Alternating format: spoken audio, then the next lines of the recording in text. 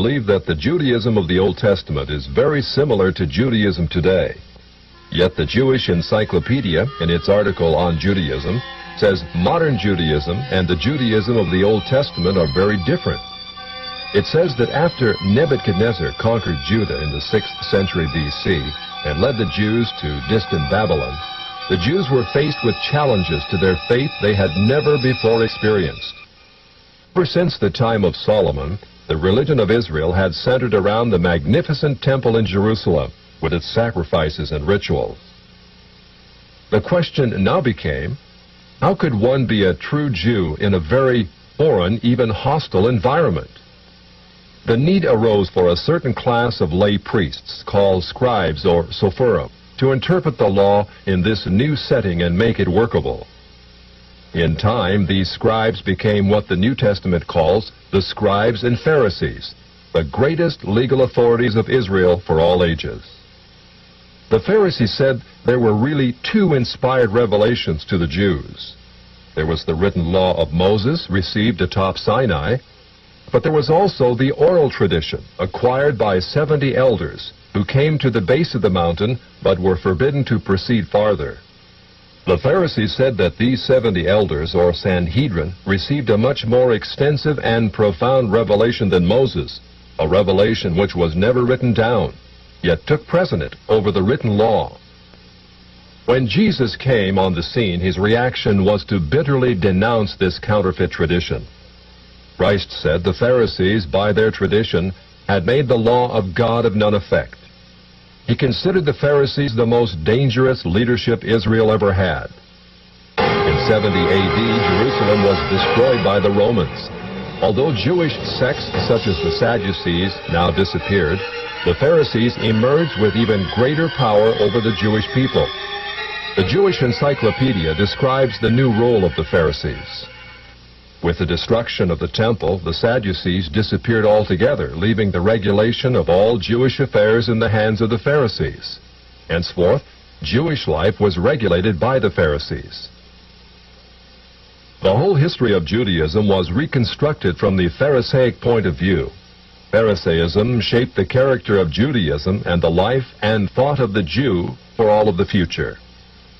In 135 A.D., all Jews were expelled from Palestine. The Pharisees led most Palestinian Jews in a mass migration back to Babylon. The majority of Jews were already in Babylon and had been since the time of Nebuchadnezzar 600 years earlier. Yet around 140 A.D., Babylon became the acknowledged land of refuge for world Jewry. For another 1,000 years, Judaism flourished in Babylon under the leadership of the Pharisees. Great academies of the rabbis were established and thousands of new laws formulated. There, those same Pharisees who killed Jesus Christ remained the undisputed rulers of Judaism. In Babylon, the Pharisees codified their oral traditions into the Babylonian Talmud, the written form of that oral tradition which Jesus so bitterly rebuked. The Talmud reveals how deep was Israel's apostasy. In her beginning, God gave the Hebrews the loftiest, the most upright literature and ethics the world has ever known. Yet when they turned their backs on him, they produced the Talmud, a work which has aptly been called a monument to human folly. The Talmud also helps us understand the basis for Christ's unflattering descriptions of the Pharisees. Jesus described the Pharisees as hypocrites, children of hell, blind guides, whited sepulchres, full of dead men's bones. He even described the Pharisees as children of their father the devil, a murderer from the beginning. The Talmud confirms Christ's words. In the Talmud, in Treatise Sanhedrin, an extensive passage describes the right of the Pharisee to kill anyone, just as long as he did so indirectly. As one of dozens of examples, the Talmud tells us that if one bound his neighbor and he died of starvation, he is not liable to execution. In such an indirect manner, the Pharisees also killed Christ. Manipulating the Romans to actually wield the spear and sword, the Pharisees claimed, as their descendants do today, that since the Romans were the direct cause of the death of Christ, it is the Romans, not the Jews, who are guilty.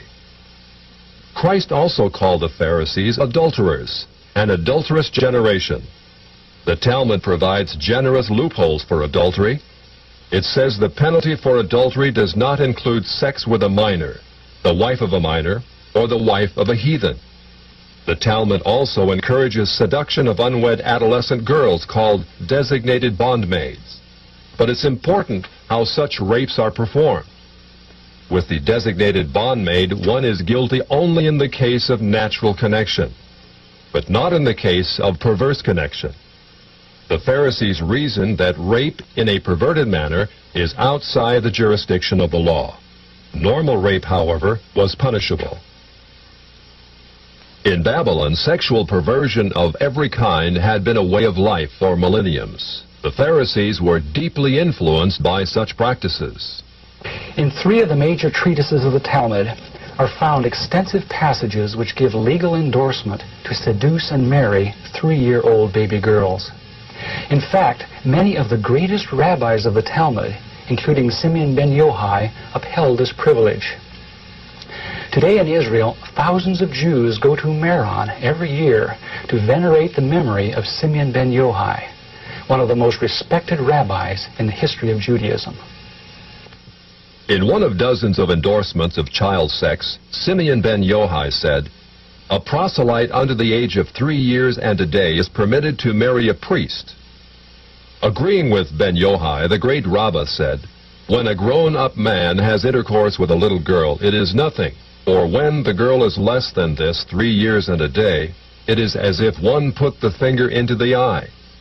The footnote to this passage says, "As tears come to the eye again and again, so does virginity come back to the little girl under 3 years."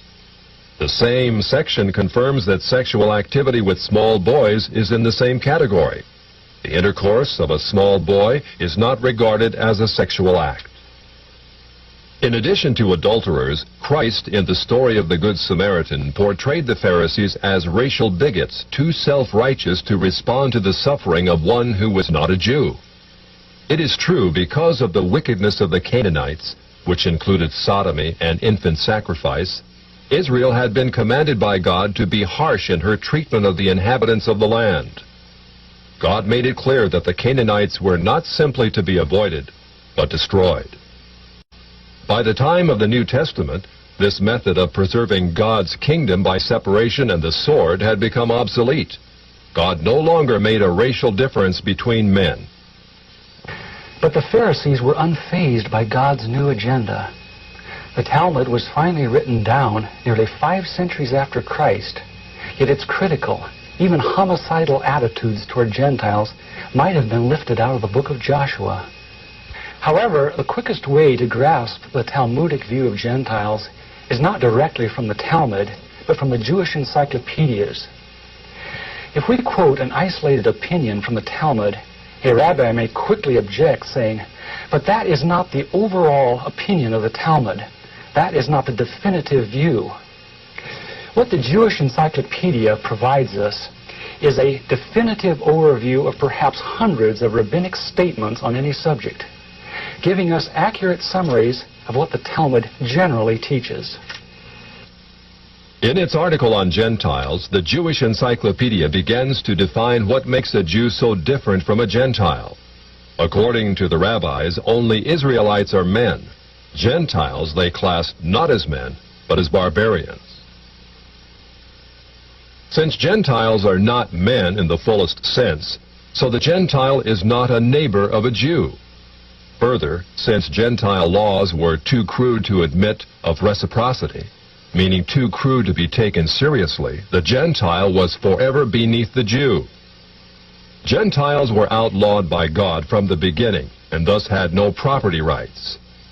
The Almighty offered the Torah to the Gentile nations also, but since they refused to accept it, He withdrew His shining legal protection from them and transferred their property rights to Israel, who observed His law. Since the Talmud outlawed the child, or issue of a Gentile, as that of a beast, a Gentile had as little legal rights in a Jewish court as did an animal. The Talmud states that if a Gentile sue an Israelite, the verdict is for the defendant, the Israelite. Conversely, if the Israelite is the plaintiff, he obtains full damages. Because the Talmud conspires against Gentiles, if a Jew was ever caught telling a Gentile what the Talmud really says, such a person deserves death. So vile was the nature of a Gentile that the great Simeon ben Yohai said, "The best among the Gentiles deserves to be killed. The best of snakes ought to have its head crushed." Jews, however, are exalted beings in the Talmud, worthy of praise. Christ described the Pharisee who blessed himself, saying, "I thank thee, Lord, that I am not as other men." An eminent Talmudic rabbi says the same. "Blessed be thou, who hast not made me a Goy, or Gentile." There is a special antagonism between the Talmud and Jesus. The Talmud attacks him everywhere it can, even his mother. Mary, the Talmud says, was a whore who mated with carpenters. She who was the descendant of princes and governors played the harlot with carpenters. It naturally followed that the scribes declared Christ to be a bastard. In its article on Jesus, the Jewish Encyclopedia says that Jewish writings defame Christ. It is the tendency of all these sources to belittle the person of Jesus by ascribing to him illegitimate birth, magic, and a shameful death. Jesus, according to this article, was considered one of the three worst enemies of Judaism who came to an ignoble end. The Talmud says they subjected him to 4 deaths: stoning, burning, decapitation, and strangling. The Talmud also says he is now in hell, punished with boiling hot excrement. What is Christ's advice as he speaks to us out of hell? The Jewish Encyclopedia quotes Jesus as telling us above all to bless the Jews. He says, "Further their well-being. Do nothing to their detriment. Whoever touches them touches even the apple of his eye." Christians, as followers of the false prophet Jesus, also deserve death. The Jewish Encyclopedia again recaps the Talmud's position. A Gentile observing the Sabbath deserves death. It says the Talmud's hatred was probably directed against the Christian Jews. These Judeo-Christians, evasively called Min, Minit, or Minim, were considered by the rabbis to be the most dangerous form of heretics of ancient times. The New Testament Gospels were writings which the rabbis considered more dangerous to the unity of Judaism than those of the pagans. A Talmudic rabbi said, "The writings of Christians deserve to be burned, for paganism is less dangerous than Minute or Christianity." The Jewish Encyclopedia, in its article on Min, continues to illustrate the Talmudic hatred of Christianity. Again, we must remember, Minim usually indicates the Judeo-Christians. It was forbidden to partake of meat, bread, or wine with the Christian. Scrolls of the law, Tefillin, and Mezuzot written by a Christian were burned. An animal slaughtered by a Christian was forbidden food. The relatives of the Christian were not permitted to observe the laws of mourning after his death, but were required to assume festive garments and rejoice. The testimony of a Christian was not admitted in evidence in Jewish courts, and an Israelite who found anything belonging to one who was a Christian was forbidden to return it to him. The Pharisees, through their Talmud, thus gave the Jews an ethic which encouraged bigotry and isolation. But it did worse than that. It invited persecution. By the 11th century, the inhabitants of Babylon, growing weary of the self-righteousness and dishonesty of the Jews, expelled them to the west. Migrating as North Africa and Central Europe, the great majority of Jews who had lived in Babylon for almost 1,600 years now began to find their destinies in the cities of the West. Yet in coming to the West, Jews found their Christian neighbors extremely intolerant of the antisocial deviations Jews had taken for granted in Babylon. In order to survive, it was necessary to abandon such Babylonian traditions. But that was not as easy as it sounds. For 1,000 years, the Pharisees had commanded such deviations. Most Jews could not bring themselves to defy the authority of the Pharisees. Enter one of the giants of Judaism of all time, the great Maimonides. Maimonides, a physician and philosopher, knew that no Jew who practiced Babylonian